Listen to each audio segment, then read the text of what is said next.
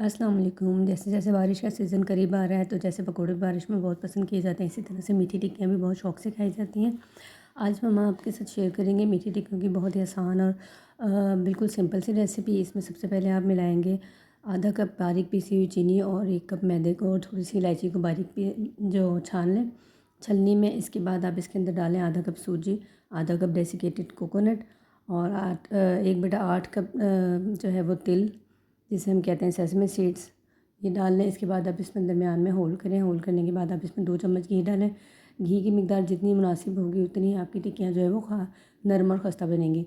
उसके बाद आप इनको मैदे को अच्छी तरह से बाइंड कर लें। जिस तरह से अभी आप देख रहे हैं कि जब ऐसे हल्का सा पेड़ा बनने लगे तो इसका मतलब है कि ये सारी चीज़ें यकजान हो चुकी हैं।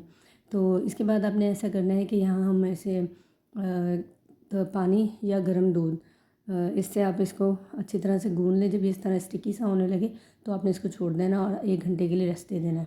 आधा घंटा 1 घंटे के लिए आप इसे ढक के रख दें और ये सेट हो जाएगा, नरम हो जाएगा। फिर हम इसे रोटी की तरह से बेलेंगे और बेलने के बाद आप किसी भी कटर या ग्लास के साथ इसकी इस तरह से टिक्कियाँ काट लें। ज़्यादा मोटी नहीं होनी चाहिए, ना ही ज़्यादा बारीक होनी चाहिए, बस जिस तरह की आपको नज़र आ रहा है इस तरह से इनकी जो मोटाई है वो हो। और उसके बाद आप इसको हल्के गर्म तेल में तलना शुरू करें। वीडियो अच्छी लगे तो चैनल को सब्सक्राइब ज़रूर कीजिएगा। दुआ में याद रखिएगा। अल्लाह हाफ़िज़।